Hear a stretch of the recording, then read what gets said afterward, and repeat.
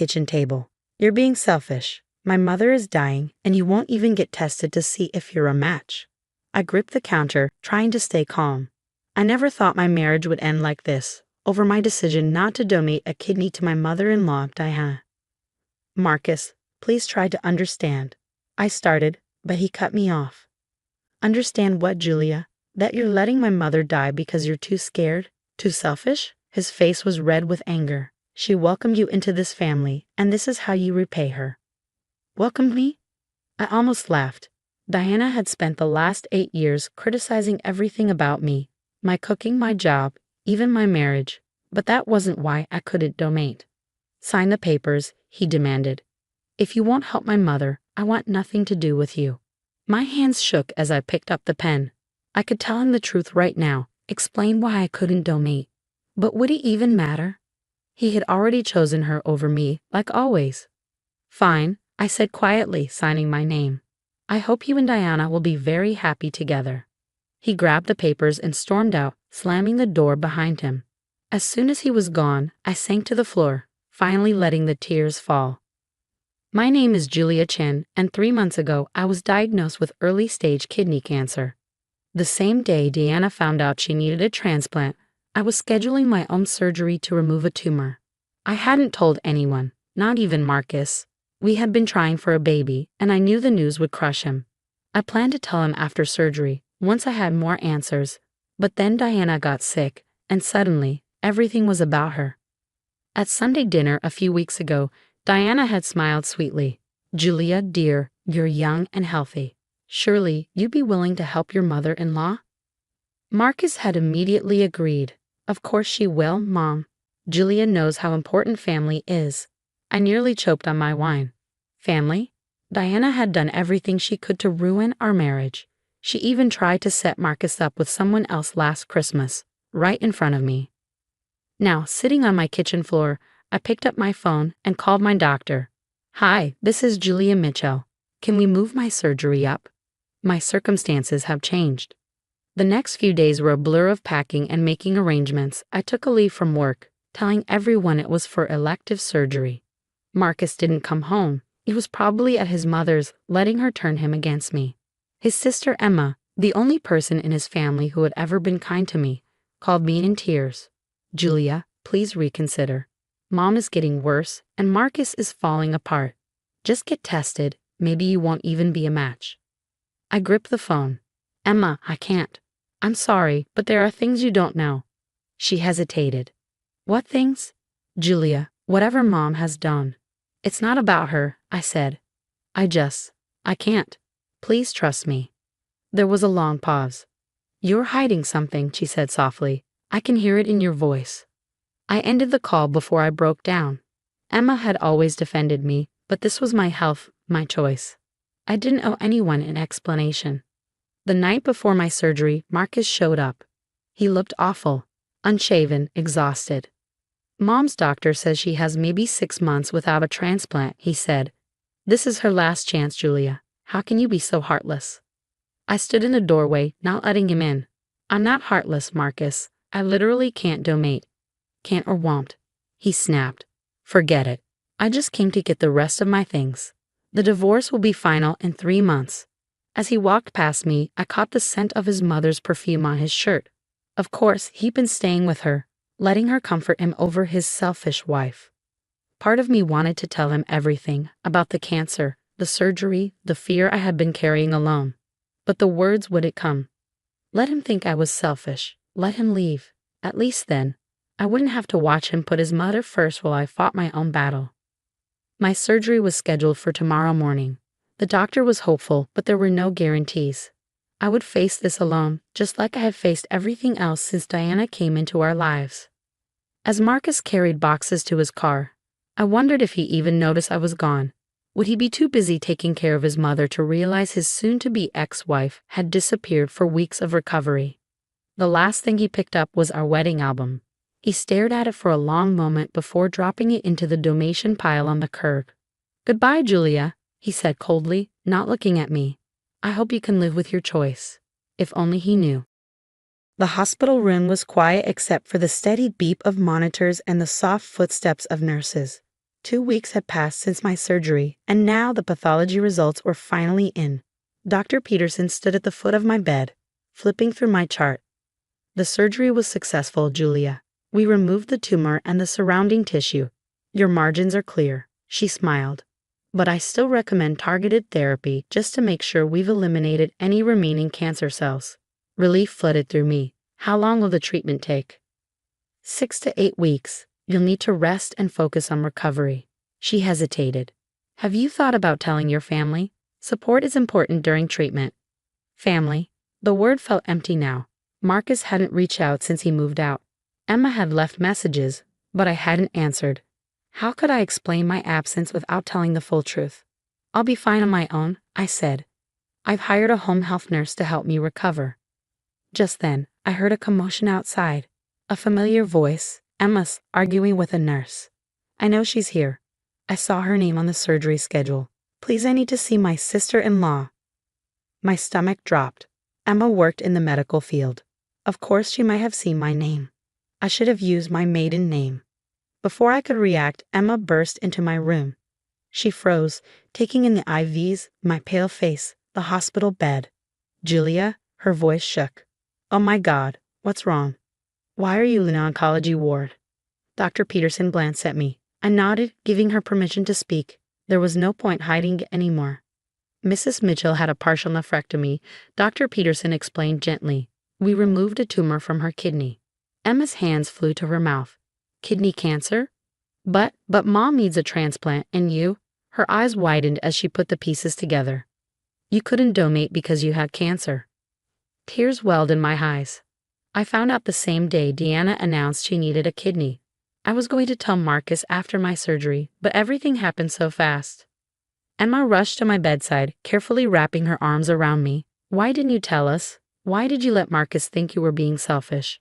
I wiped my face with a tissue. Would it have mattered? He already chose Diana over me.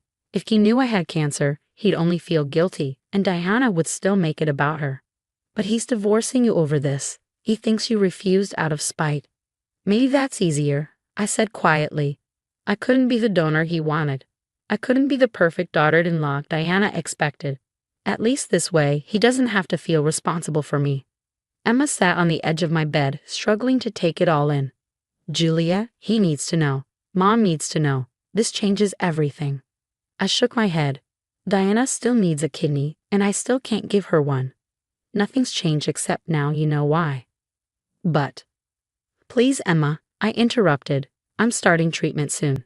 I need to focus on getting better, not dealing with Marcus and Diana. Promise me you won't tell them. She hesitated, torn. Finally, she sighed. Fine. But I'm not leaving you to handle this alone. I'm staying to help whether you like it or not.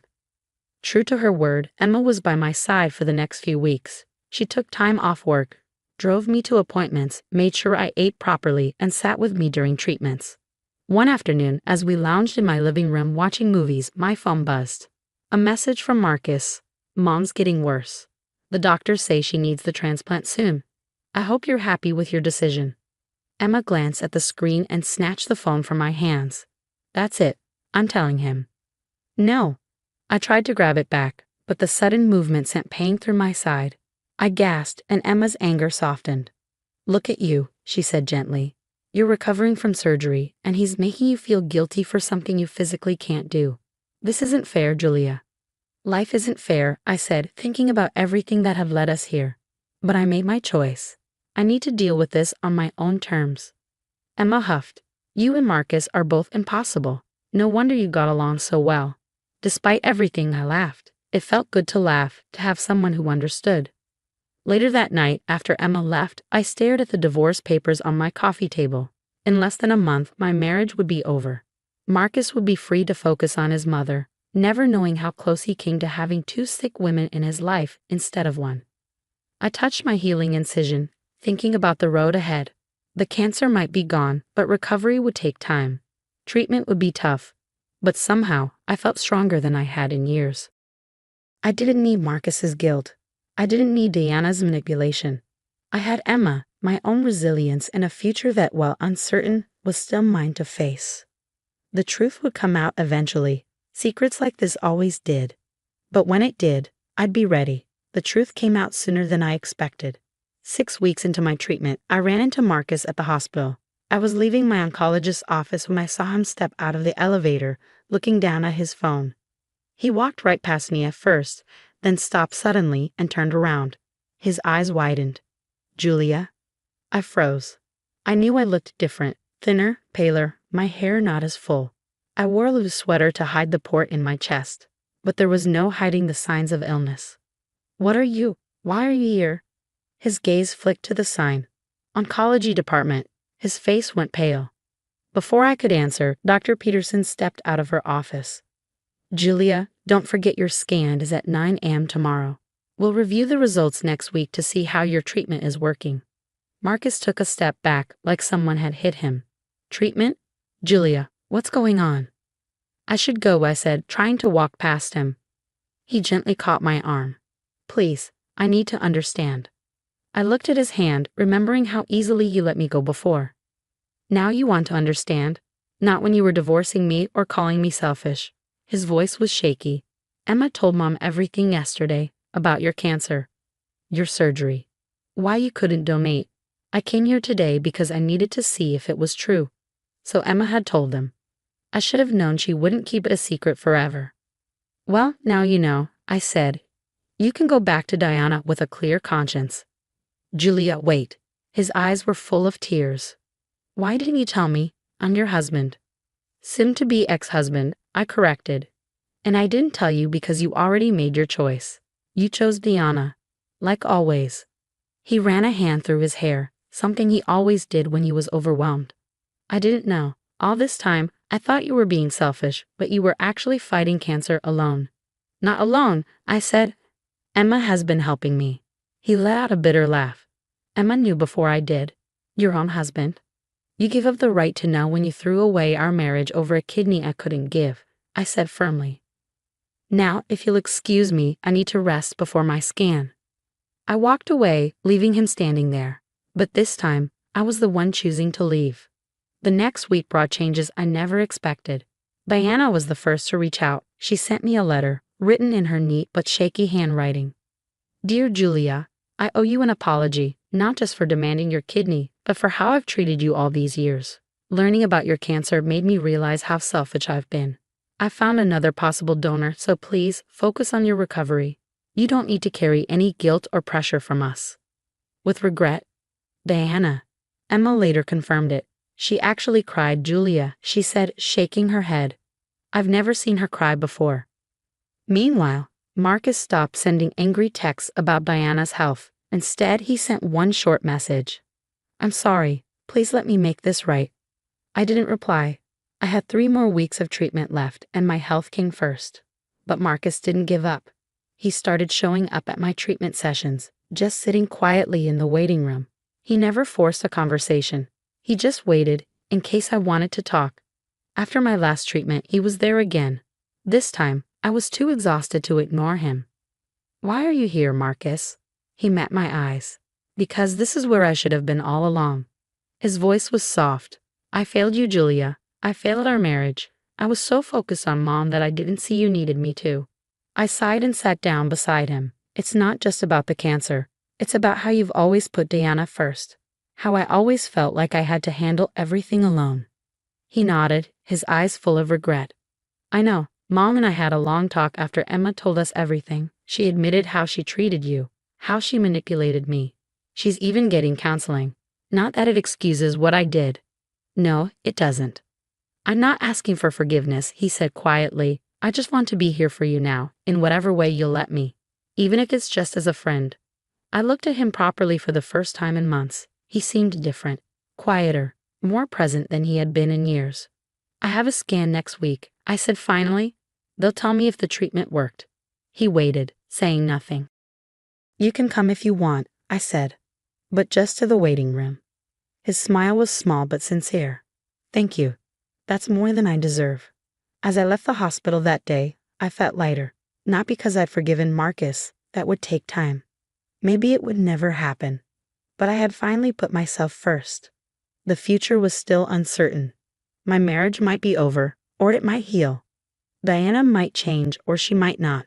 The cancer might be gone, or it might return. But one thing was different now. I knew my worth. I wouldn't settle for less. Not from Marcus, not from Diana, not from anyone. Sometimes, losing everything is what it takes to truly find yourself.